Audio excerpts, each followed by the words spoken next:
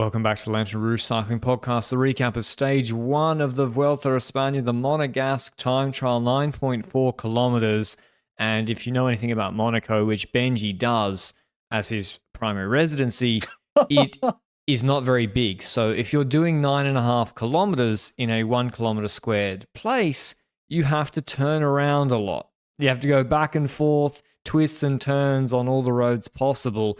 And this TT was more technical than I think any of us actually imagined, even looking at the map. Oh, because what the map doesn't show, even overhead, is that these roads are very, very narrow as well. We're on almost bike paths, essentially. This episode is brought to you by our show partner, Join Cycling.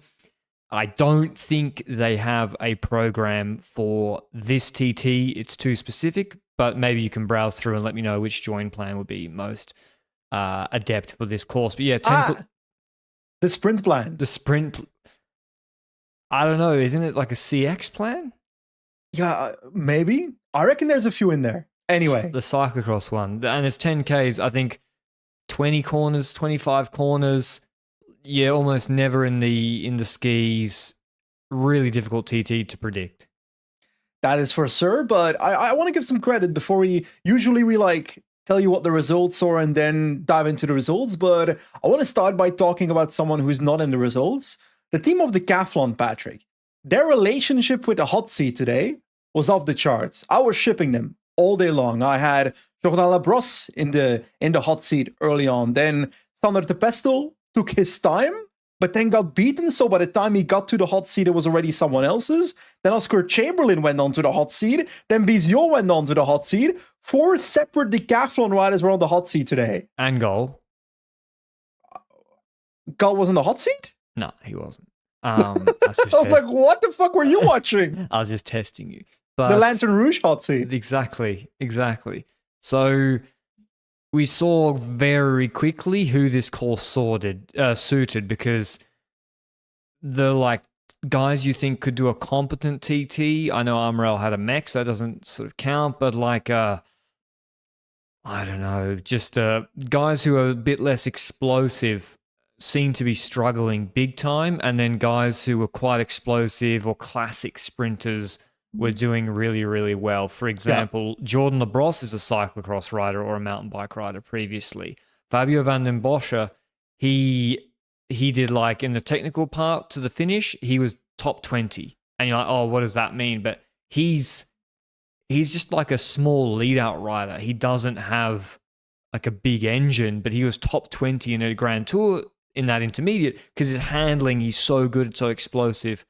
And that shows what sort of course this was. It did show that while a lot of this time trial, the majority of it was technical, that the second part was the real technical part. Yeah. And we see that also in maybe the likes of Ivo Oliveira, who's 21st at T1, if we look at the whole results. But in the first segment, he's one of the top 7 riders. In the second segment, sorry, in the actual technical segment. So we do notice that. I would say that the majority of the top 10 riders at the end were basically the best riders across both elements of this time trial, though. But I think we should just jump into the results, Patrick. Exactly. Ethan Hayter does a big surprise at T1. He's quickest at T1. Josh Tarling had set the quickest time at the finish and did almost 11 minutes flat, 50 kilometers an hour flat. So that's in a flat TT. It shows how slow the course is with all the corners. Hayter beats him by 4 seconds. And bear in mind, 4 seconds was the same difference from Tarling to about 9th or 10th place. So 4 seconds is a huge amount on such a short time trial. We see Pogačar at T1 is 2 seconds behind Ethan Hayter. And then it cuts to him coming out of the tunnel, sprinting full gas. And Pogačar is going to be a close run thing because I thought it's always about 20 seconds more or less from the tunnel exit to the finish. And he was on 10 minutes 37 at that point. Pogačar sprinting, getting to the line, and he beats Ethan Hayter by 0.09 of a second, so not even a full 10th of a second. He beats Ethan Hayter. That's literally whether you braked like fractionally earlier on one corner, less than 10th of a second. That's an F1 gap. And it's actually, I'm actually really sad for Ethan Hayter because let's be honest about it, Tadej Pogačar wins so much that if he hypothetically does not win this first time trial, he won't lose sleep over it. Ethan Hayter will probably rethink this time trial for quite a few days in the next couple of days. But hey, at least it shows that his level is good. And if I have to be honest, I expected Ethan Hayter to be better in the late, longer time trial on stage, I think 18 or something, compared to this prologue one, because I hadn't really seen him as the technically super capable rider, you know? Me either. I thought he was just really aero optimized, like he showed in the UAE Tour TT. But I mean, he obviously, Hayter obviously struggles riding in the peloton in road stages with the positioning and the hectic compared to when he was winning sprints 4 to 5 years ago. On the other hand, it seems like with the recon, and they would have done this course more than 5 times probably, that he can still nail all the corners handling wise. And I didn't expect him to do such a good time, but it was a fantastic time. You know, I did see the time go red at the finish. So, Is this a conspiracy theory? Jet fuel can't melt steel beams. Like I don't know. I saw Pug go red after the finish. I don't know. As literally in the red jersey after they won. Oh, I did see the funniest. And you know what? Small margins. Katsu and Van Aert, the camera's on him before the TT. And in the background, Pogačar is emptying his TT bidon into a plastic bottle that's been put under his seat to save weight. Is that the 9/10ths? I don't know. I don't know if Ethan Hayter did it, because I feel like a lot of the time during this time trial when we saw outsiders, etc. on the road, that 50% of the footage was Pogačar during his warm-up, which was maybe a bit overboard. But at the end of the day, he was the strongest rider today. He wins this time trial by a little bit of time on Ethan Hayter, but quite a bit of time on the rest of the riders as well. Quite a bit of time in the scope of a prologue. 4 seconds is a solid gap in a prologue on Joshua Tarling, who had a fantastic 3rd place as well. Callum Thornley getting 4th place. Oh la la la la. Yeah, Sibiu to a prologue winner. You know who you needed for this job? What's his name? I can't get on it. Marcel Boguslavski. Yes, Boguslavski. That's who you need the Polish for this job. God. Seriously, I know that teams are desperate for UCI points, right? He wouldn't top 10 this, just saying. Yes, he would. No, he wouldn't. Yes, he would. He wouldn't. He's a 2.1 race merchant. Yes, he would. You give him good, like really good equipment. Yeah, I think he could. And anyway, Pogačar wins ahead of Hayter, then Tarling on 4 seconds, which everyone was cheering for Tarling. Fantastic to see him start. Thornley in 4th, Laporte in 5th, Leo Bizio in 6th. Probably the best result for like a climber after Pogačar. Then Chamberlain 7th, Van Aert 8th. Probably expected him to be beating those 2 decathlon boys. Fisher Black 9th and Kluckers 10th. Didn't I give Kluckers a bit of a shout? Yes, you did. Yeah. Correct. Also, Romele 11th, the Italian lead-out man. So that goes to show what sort of course this was. The time trial purists, the 2 guys who I think are the favourites, maybe next to Pogačar for the long TT, Kung and Vine, are 12 and 13. Yeah, but to me, this time trial outcome, if we look at the top 10 here, I don't see like pure lead-outs in that. I see puncher types in here. Even Romele, when he was before he came to the Astana World Tour team, was winning or podiuming puncher races in Turkey, for example. So I'm looking at Finn Fisher Black, Van Aert, Chamberlain, Bizio, Laporte. These are all riders that have that punchy ability of being able to do that same effort 20 times throughout a parcours. Add on top of that, they're technically quite capable. I think that's the element here for this entire top 10, right? Yeah, you have to repeat your sprint 10 times. 20 Tarling's times. the one that is a standout in terms of not being that rider, but he's then the guy that on the flat is the engine. So Tarling's my favorite for stage 18, you know? Exactly. Next to Sorry, Pogačar. Tarling is clearly the favorite for stage 18. I forgot. But yeah, Pogačar wins by 9/10. Crazy small margin. He gets rewarded for starting in his home in Monaco. What did you think of Monaco, Benji? Can I be completely honest? When I watch cycling races, the only thing I've noticed outside of the road this year was in the Giro start in Bulgaria, the upside down house. Nothing else has gone in my head and been remembered. So I didn't see anything outside of the road in this time trial. I focused on the race. All that matters. Okay. I won't be able to live there in my life anyway, so I don't care what Monaco's like. Listen, podcasting is a new media. We're on the up and up. I'm not going to be that guy that lives in Monaco anyway. I'm sorry. As a somewhat expert in low to zero tax jurisdictions, also not for me. But the Nairo in Green, our esteemed colleague and podcaster, he pointed... Renowned cycling follower? Renowned cycling follower, indeed. He posted a tweet. He had a side-on shot of Oliveira and the the chest fairing he stuffed down his TT suit, unless he somehow put on 20 kegs for the Vuelta, which I don't think Oliveira has, is unbelievable. So he said, good thing they checked the women's bras, on TV when...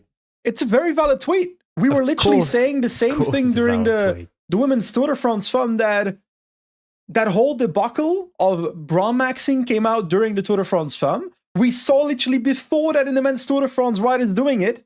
We now see it to the extreme with Ivo Oliveira in this time trial. Let's be honest about it. It was a topic because they were women. And also maybe some teams complained as well. So... Yeah, that's the Kickstarter, but it wouldn't have had to reach if it was a men's race topic. Let's be honest about it. Yeah, probably. Before we get to the GC, because there's important GC gaps here, there is the Vuelta a Join. It's a 3-week training plan that runs alongside the race. I'm on me mental hollybobs, so I'll also be getting lean doing my training plan. That's English, Benji. You need to learn that. You live there now. That's an English colloquialism. And the Vuelta a Join, it's awesome. It's efforts inspired by... Actually, I lied. If you want to do the opening TT effort, you can do the Vuelta a Join. I want to open this. Can you continue the read, Benji? I want to get this up. I have no clue what you're talking about. I want to see what the first workout in the Monaco TT looks like.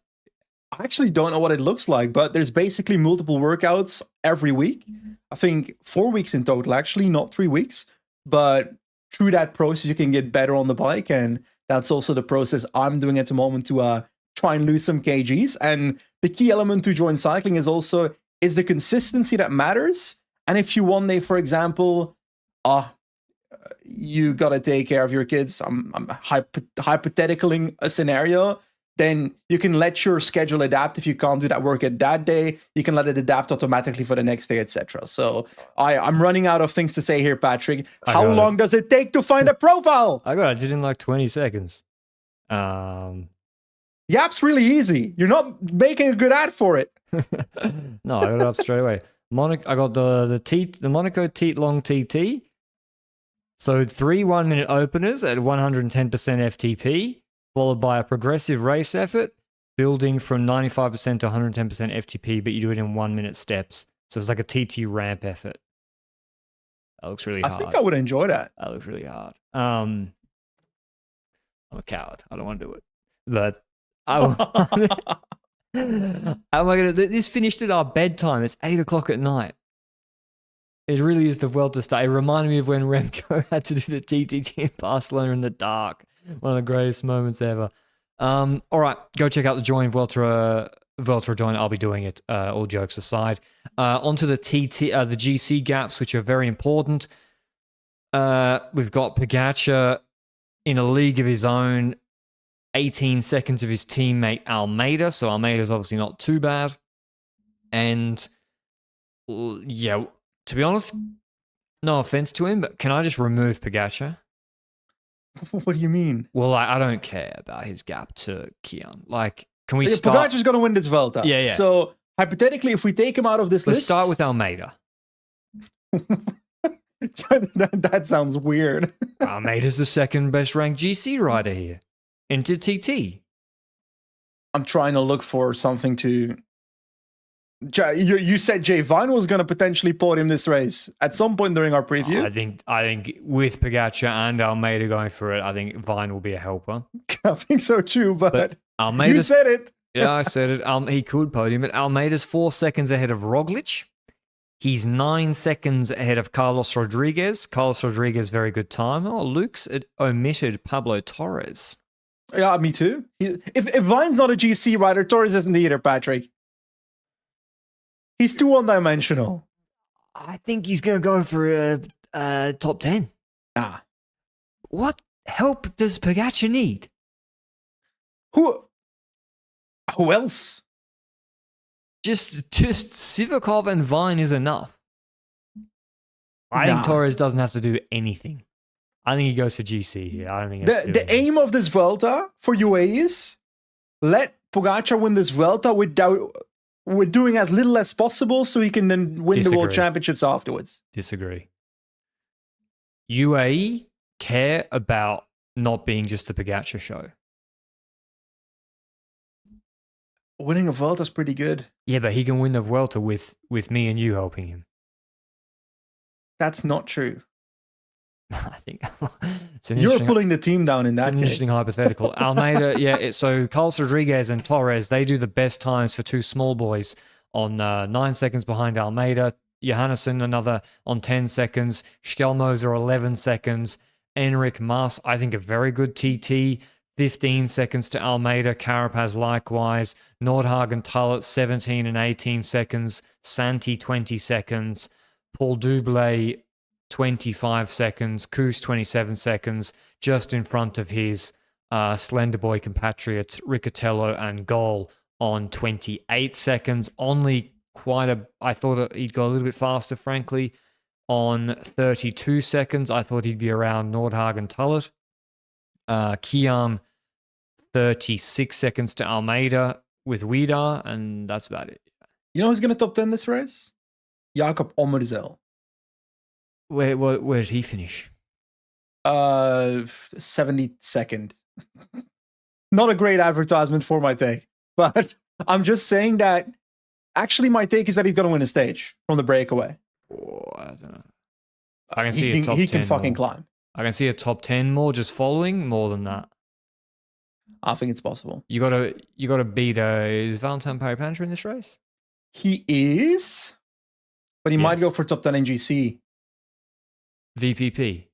I don't fucking know. No. You're going for the KOM jersey. I hope so. Yeah. A fan the cycling team would do well. Yeah, he's going for KOM jerseys, definitely. Which he can't win. So I pulled him out of my team. Never mind. I hope he doesn't. No, I won't say that. what else did we learn from this TT? Pog's mean. Pog's mean? Yeah. For cannibalizing the victory of Ethan Hayter. Is that your take? Yeah, well, it would have been nice for Hayter to have a little something. Yeah, but that's cycling. That is the current state of cycling. You are correct, Benji. Tomorrow. Gotta fucking pedal harder, Ethan! Yeah, maybe.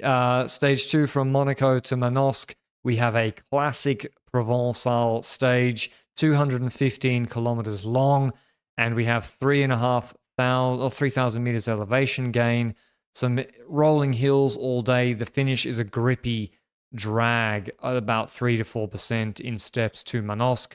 Mads Pedersen's won this a couple of times in a sprint or in a small reduced group, but normally it's in horrible weather conditions. I think it's supposed to be just normal weather, hot tomorrow or moderate and sunny. And Pedersen is not able to take the red jersey. No, he's not. He's not able to take the red jersey. He's on 16 seconds. What are we thinking? What are we thinking? So I think the thing that I want to keep in mind for tomorrow is where Mr. Wout van Aert finished. He's Wout less van than Aert 10 finished seconds. on 9 seconds and 45. So hypothetically, if he wins the stage and Pogačar doesn't podium, then Van Aert can take the red. But I predicted Brennan to win tomorrow. So it wouldn't fit me if Wout van Aert is the one that Visma goes for tomorrow. And I think Peak Brennan can survive this parkour and go for the victory. So especially with a lead out like Van Aert and Laporte, it won't help them get into the red jersey, but I think it's just as big of a chance to win the stage. Wearing a red jersey for a day, you know, winning a stage is more important. No. It's not winning one stage. It's about the big picture, Patrick. Matthew Brennan can win 1 billion stages in this Vuelta. And if you don't go for him in this one, then he will win long less, is my theory. So what would you prefer? You're trying to get me to just go for Brennan. You have no control over this. I'm sorry. Yeah. The road will decide. I think the finish is trickier than people think. I think the fact that it's 215 kilometers long, 220 with neutral, 220 plus, that's a long stage. Hard to control. Who will control? I think this is, generally speaking, you will not see a break win on this sort of stage so early in a Grand Tour. If this was in the middle of week 2, you would say nailed on breakaway stage. Do Trek control or go on the break? I actually, default would say control. Cofidis? Traditional cycling says control. Cofidis is a team that won't control from the get-go, but if with 30 kilometers to go, the gap is still there, Pogačar will get someone to pull in their team. That's usually what they do in these kind of stages. I think Visma should control. But what if you just all go in the break? I think we've had this theory a billion times before on this exact stage. That's what Trek did in the Tour. You just put the whole team in the break and then just do the race in the break. Yes, but that was more of an obvious breakaway victory to me. While the problem is that at the Vuelta, 90% of the sprinters are versatile sprinters. And a Movistar, like Castrillo and Romeo and Garcia Pierna, are they really going to go all in tomorrow? Or they're like, nah, we'll save it for stage 3? Movistar. I don't know. They got to try. Aular is not going to go in the break, I'm afraid. They got Aular. He did a good TT today. Garcia, you can always hedge your bets with Movistar. Right? Garcia Pierna in the break. You know who will be in the break? I don't fucking know. Uno X with his Vergnes. Yeah. I think that's also Magnus Kort is their take though for the final. Yeah, but they'll do both. Yeah. They're wearing a yellow kit, right, in this race? Yeah, some different yellow kit. It's a vibe. Who are you picking? My pick is... I'm picking Visma Lease bike, but I'm trying to pick the rider right now. I have to stay with my pick of Matthew Brennan. The road will decide. Like, what is Wout going to do? Say to Matthew Brennan at the foot of the final hill, I'm sorry, I'm not going to ride for you even though you're still here? That's weird. Give me the door. Laporte. What? You're like, Van Aert, Brennan, fuck no, we're going for Laporte. Laporte beat them both in the TT. Yeah. He can take red. Yeah, that's not happening. Why not? Because of the hierarchy in the team that will decide that Laporte will not be able to go for the stage versus Wout and Matthew Brennan. Free the door. Laporte is the funniest pick you could have gone with, by the way, just saying. Why not? It's a good finish. I'd see a world in which he can win the stage, to be clear. But because Brennan and Wout van Aert are above that and have green jersey ambitions, it would be crazy to go for Laporte. You took my pick anyway, so you sniped me. You mean sniped me? I did it a week ago. Oh, can I pick the same as you then? Yeah, of course. Okay, I'll go Brennan. Okay, that was stage 1 of the Vuelta. In Deutschland Tour, we also had a raid from Pellizzari, but initiated by Del Toro. He caught Louis Barret out of position at a 35 k's to go, dropped him. Pellizzari bridged across, and the two relayed. Pellizzari getting the stage win, and Del Toro taking an insurmountable GC lead. So big day for him and his son Marinet's neighbor. In Renewy Tour, we had yesterday the Gerardsbergen stage, and Jeno Berkmoes won. De Lee brought back Philipsen and then got beaten by Philipsen at the Boney sprint, which then And then they went for Berkmoos completely today for the finish. But then DeLee was dropped, and so Philipsen won, and so he goes into the leader's jersey by 4 seconds after winning the stage ahead of Coy. It's been a terrible race, really. Like, it has been horrific in terms of the crashes. I agree. That said, I do really enjoy seeing, Berkmoos play for the actual victory. Because that's a dude that's grown from being a Flanders Baloise rider in the 2022-2023 era, then grow into the Lotto team. First year had a few moments where we saw him a couple times in the classics, being like top 40, top 30 in races, and that showed that he had some quality that in small races got to the forefront. And I think last year was a Baloise Belgium tour or Tour de Wallonie where he started. The Derby finish, the punchy finish. Aaron Breu's been competitive on it. Yes, Berkmoos won that last year, and that was one of the moments where he really came to the. For ever since, he's a rider that can score punchy for the team. Just old school puncher. I like Berkmoos, good rider. So we'll see tomorrow. They got to set him up for the green kilometer where there's the 9 bonus seconds maximum in play. It's the Leuven stage tomorrow. It doesn't look that hard. Do we call it the green kilometer now? I think that's called the green kilometer because Renew is like a waste management company. It's not the Holden kilometer anymore, pretty sure. It's a woke nonsense. No, actually, green is probably a good thing. Waste management is a good thing. But I call it the Geen kilometer.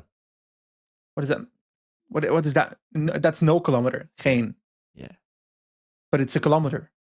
It's actually not. They're actually separated by like 1.5 Ks, aren't they? I think we need boots on the ground checks on that. Is it a kilometer or 1.5? What do you mean?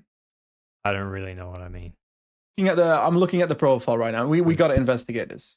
0. No, I think it is. So if you start from 0 and then 500 and then 1, it's 1 kilometer. Yeah. Of course, it's 1 kilometer. Yeah.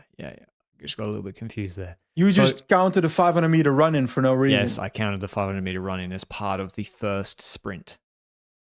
The sprint is every 333.33 meters. It's not. It's every 500. But I was counting the. Oh yeah, run okay. I was counting. Yeah, it makes sense. I confused myself. But yeah, tomorrow is the Leuven stage. Is this is the stage the parkour Alaphilippe won the world champs on same region. It's trickier than it looks. So hopefully we have Lotto on the attack and put Alpecin and Philipsen under pressure. Olaf Koys look quite good. And in the ladies tour of Britain, we've had Vibers dominating all the sprints, but on the uphill finish yesterday, Kim Lecourt-Pinard just destroyed everybody on the Great Orme. That was a beautiful finish, actually. Really. Is that the finish where we saw Ethan Hayter versus Wout van Aert in peak Ethan Hayter time? Yeah, that 21 TOB. Ethan Hayter 21. Oh, I lick my fingers looking at that man. That's a bit sus. That's a bit weird, yeah. But Van Aert, Hayter was in the leader's jersey. Van Aert won ahead of Alaphilippe, and that was, to draw a bridge, that was a preparation race before the Leuven World Championships in 2021, also known as the Great Steal. The Great Steal? Yeah, Belgium conspired to steal the world champs from Remco. Oh, yeah, okay, I see that. Yeah, I see it. By the way, talking about that, Belgium announced their team, and I saw Tim Wellens in there. What are they doing? Are they serious? I saw that, and I was like, have they not remembered Come Zurich? on. Because last year, he wasn't in the team. In Zurich, he pulled for 2 minutes. Sorry, my FTP is 300 right now. So what you saw on the tour, that's not me. I can't do it because Pogačar's ahead. What? I would never take Wellens with me as a Belgian team after Zurich. He clearly doesn't ride all out after Pogačar. It's unbelievable, yeah. And it's not even illogical. There's a lot of teams that do that. A lot of riders that conspire within the trade teams in the World Championships. It just doesn't make sense to take him with you. What is the team? I don't have it in front of me. What's your version of L'Equipe? Sportiza, I guess? I don't fucking know. You know what team is... I don't read Belgian media. What team is kind of cracked? New Zealand. Fisher Black? Fisher Black, Bennett, Kench, Strong, Oliver, Pithy. Good team. Yeah, no. I'm not having that. Belgium is not confirmed, but yeah, I saw that. if I was Belgium, I would take who's Fabio there? van den Boschke. Who's there? Like, how do I do rankings? How do you do rankings? Okay, Bergmus? This is my team. This is my team for Belgium. Okay. For Montreal Worlds. Remco, Okay. Van Aert, Okay. Bergmus, Okay. Segaard, Lecerf, Okay. Mathies van Kerkhoven, Kampenaerts, No Maxim van Gils? Van Gils, he's a trade team in Remco. That's a good one. Van Wilder? Like, who's he going to ride for outside of... Van Wilder is the only person in the history of Ciclismo recently, Amstel Gold Race 2025, who held the gap stable to Pogačar on a hilly parcours. It was Ilan van Wilder. So because you got to have the guys with the engine. Stuyven would also always ride for the team. Yeah, but what has to happen is Pogačar is going to go. Remco doesn't react. You then full Belgian TTT. You can organize it in Flemish, French, or English. I don't care. Or German if Tim Rex is there. Tim Rex, put him in. Put him in. And you do a full Belgian TTT. You even bait. You use one of the Belgians in Alaphilippe mode to bait Pog, and then you do a TTT, and then Remco has to try to come back at the end. That's the way to win. How did Remco Evenepoel win against Pogačar and Wollongong? By doing the opposite. 2022. By attacking first. Pog was useless then. He wasn't useless in one-day races. Henry Mas was stepping off him whenever he wanted back then. That's different. So Sivakov did it in 2024. Which one? In the Italian Classic Faresine. Before he joined UAE, Sivakov dropped in Ineos colors Pogačar. Peak Pogačar. I don't think that happened. You can't just say that. Which race? Varesine? That was flooded. 24 Varesine was flooded. So the year before you went to UAE, so that has to be 2023. Okay, again, that's Toscana. That's when Pog was completely useless. Okay, doesn't work with my argument. Yeah. So, Ilan van Wilder is the man we need. All right. Thanks for listening as always. We'll see the recap of the classic staged uphill sprint tomorrow. Until then, ciao, ciao.